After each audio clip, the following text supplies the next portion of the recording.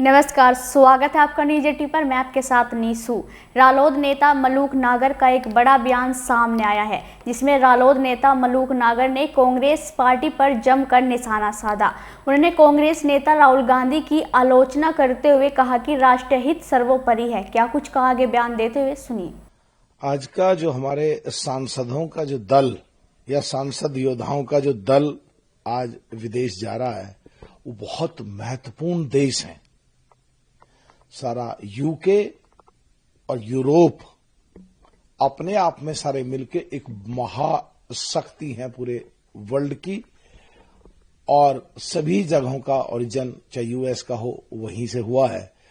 तो वहां जाकर के हर देश में, जहां खास करके यूके में तो पाकिस्तान के लोग भी रहते हैं, हमारे देश के लोग ज्यादा रहते हैं, तो एक ओपिनियन बनेगी और पाकिस्तान के जितने भी कारनामे हैं, चाहे वो उग्रवाद को सपोर्ट करे, चाहे झूठ फैलाए, इस 22 अप्रैल के बाद की सिंदूर ऑपरेशन की घटना के बारे में उजागर करेंगे और पूरे वर्ल्ड के सामने पाकिस्तान को बेनकाब करेंगे कि पाकिस्तान एक उग्रवाद को बढ़ावा देने वाला उग्रवाद देश की तरह ही काम कर रहा है।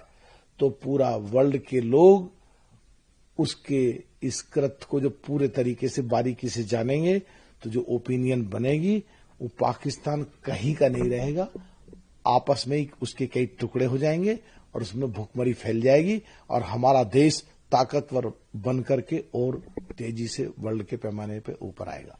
खबर भी सामने आई है। नीति आयोग के द्वारा आधिकारिक तौर पर जानकारी करते बताया गया कि भारत ने ऑफिशियली सरपास किया है जापान को to become the 4th largest economy in the world. देखिए, बात तो ये है कि दोनों मुद्दों पे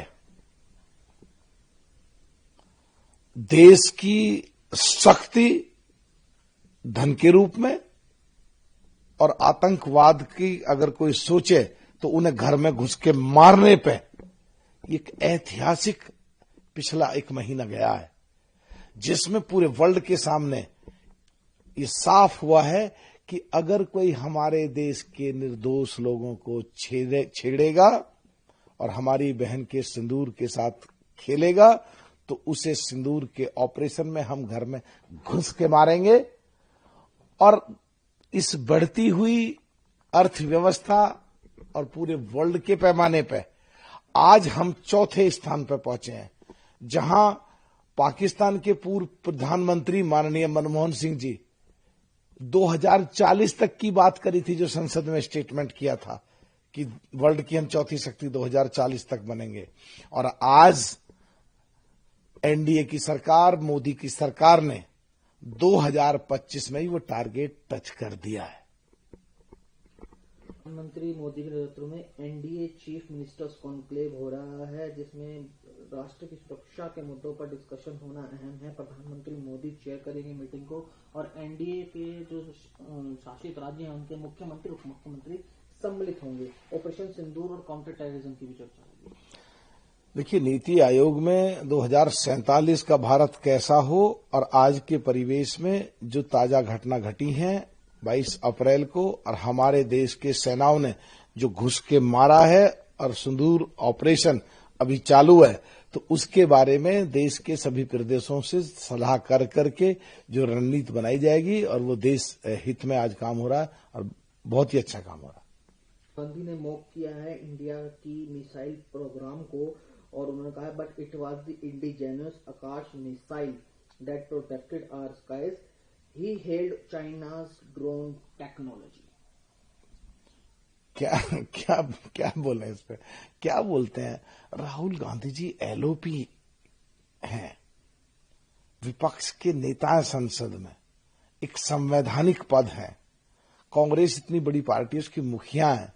मेरे हिसाब से इतना ही कहा जा सकता है कि राहुल गांधी जी को ऐसे समय पे ऐसी कोई भी बात नहीं कहनी चाहिए जिससे हमारे देश की तौहीन होती हो और दूसरे देशों को बढ़ावा मिलता हो, और पाकिस्तान को जिससे बढ़ावा मिले, या ऐसा कहीं भी पूरे वर्ल्ड में मैसेज नहीं जाना चाहिए जो चाहे हथियार शस्त्रों के संबंधित हो जिससे किसी दूसरे देश के हथियारों की तारीफ हो या हमारे देश की कहीं छोटी पड़े।